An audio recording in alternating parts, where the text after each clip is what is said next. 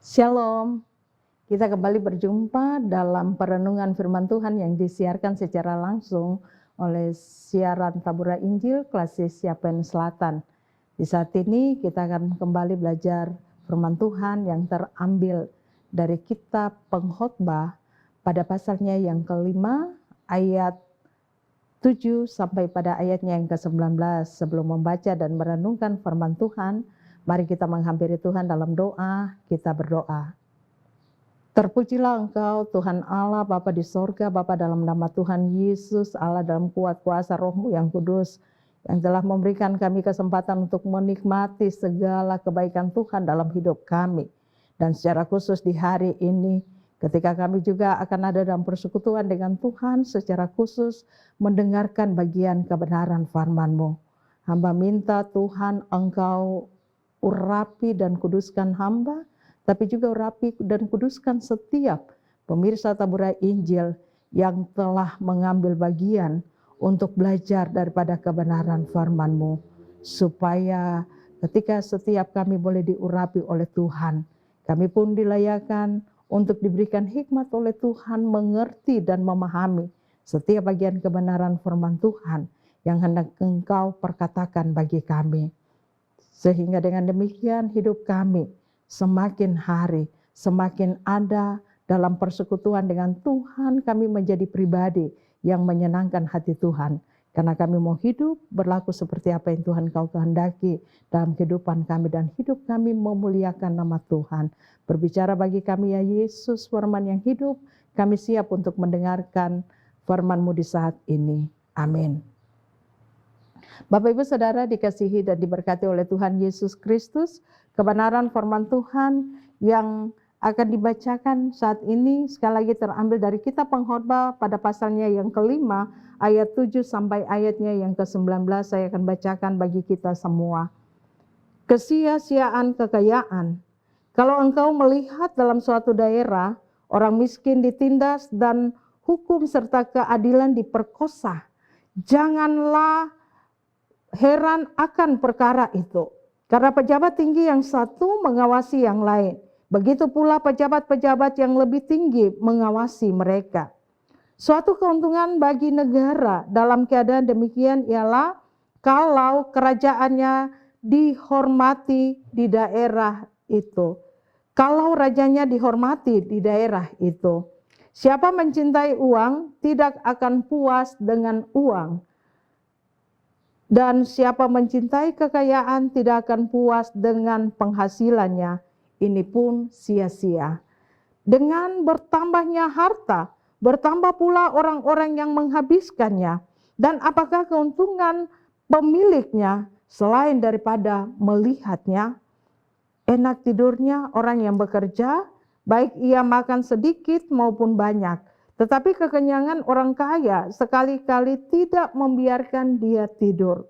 Ada kemalangan yang menyedihkan kulihat di bawah matahari. Kekayaan yang disimpan oleh pemiliknya menjadi kecelakaannya sendiri. Dan kekayaan itu binasa oleh kemalangan, sehingga tak ada satupun padanya untuk anaknya. Sebagaimana ia keluar dari kandungan ibunya, demikian juga ia akan pergi telanjang seperti ketika ia datang, dan tak diperolehnya dari jeripayanya suatu pun yang dapat dibawa di dalam tangannya. Ini pun kemalangan yang menyedihkan. Sebagaimana ia datang, demikian pun ia akan pergi. Dan apakah keuntungan orang tadi yang telah lelah menjaring angin, malah sepanjang umurnya ia berada dalam kegelapan dan kesedihan, mengalami banyak kesusahan,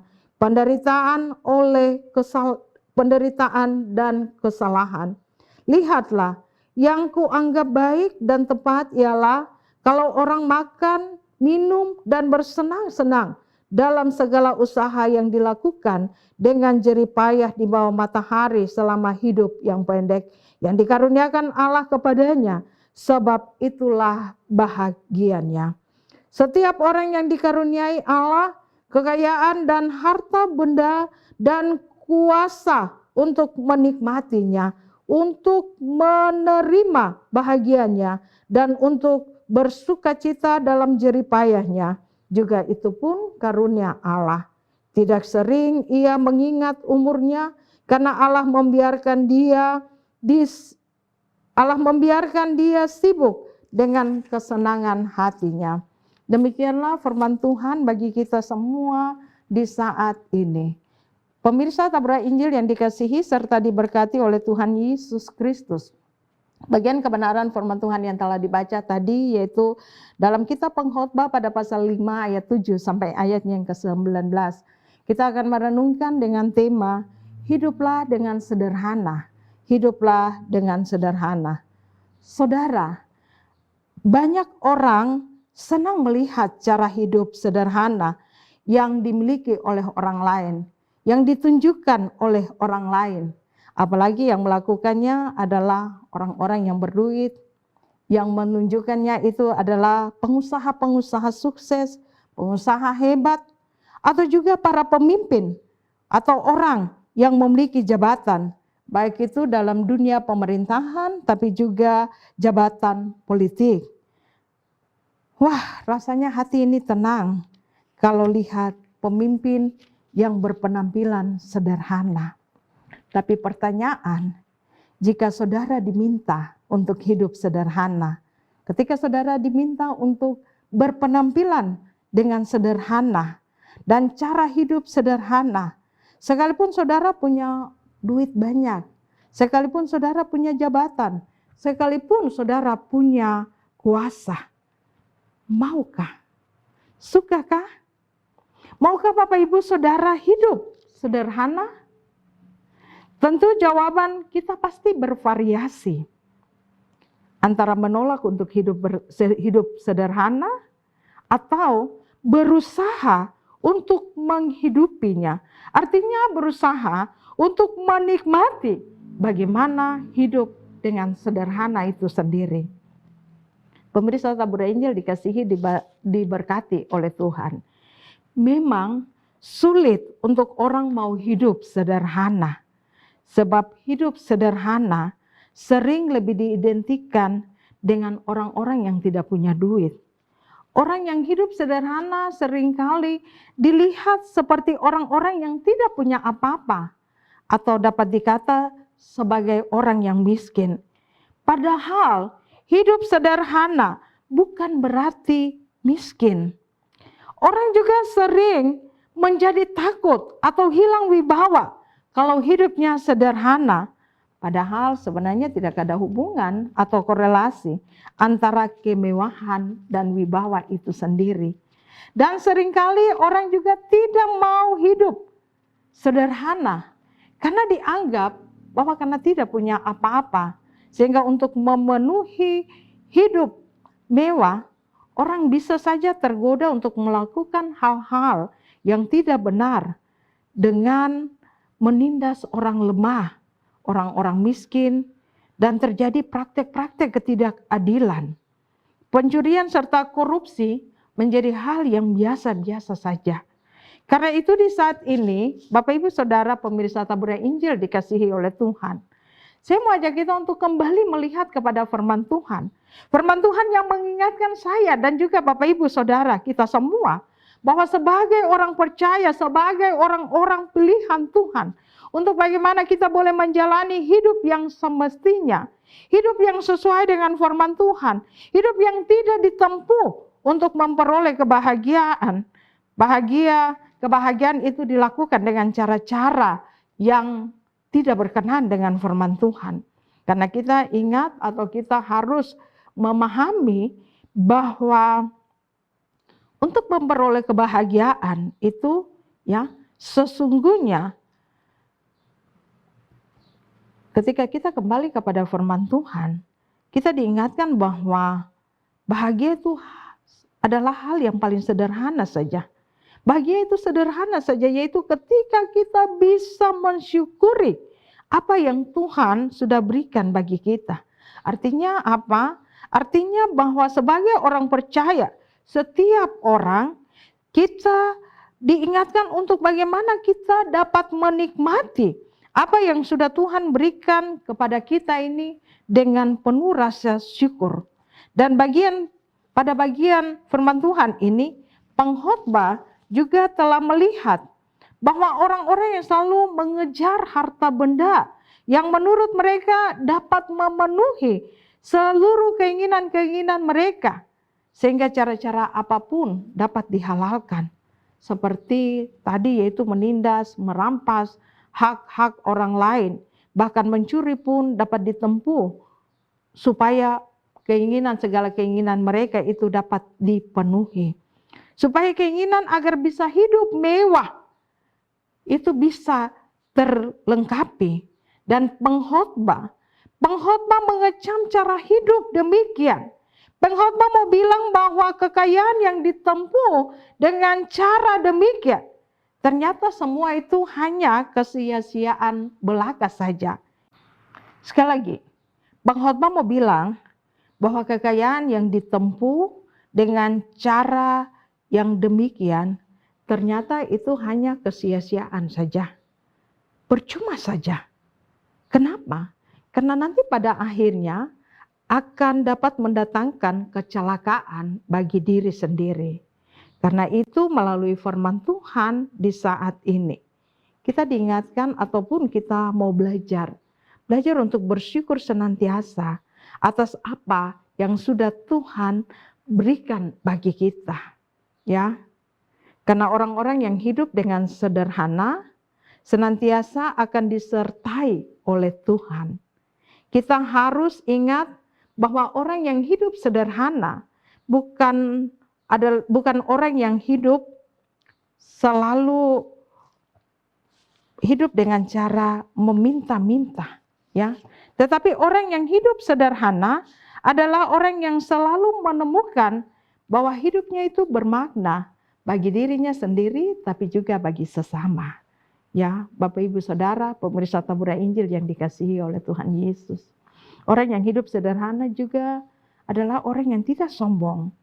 Orang yang hidup sederhana adalah orang-orang yang tidak mau hidupnya meremehkan atau merendahkan orang lain, orang-orang yang ada di sekitarnya. Pemirsa Tabura Injil yang dikasihi serta diberkati oleh Tuhan. Ketika hidup sederhana menjadi pilihanmu, yakin dan percaya bahwa saudara pasti menemukan damai dalam hidupmu. Karena apa? Karena saudara sudah tidak akan sirik lagi kepada apa yang dimiliki oleh orang lain, apa yang dipunyai oleh orang lain. Tapi saudara akan lebih fokus pada apa yang dimiliki olehmu, apa yang menjadi kepunyaanmu, yang sudah Tuhan berikan kepada saudara. Dan dengan demikian memampukan saudara untuk menjadi pribadi yang terus bersyukur, pribadi yang selalu bersyukur kepada Tuhan. Karena Tuhan telah memberikan hal yang terbaik bagi saudara dalam setiap langkah kehidupanmu.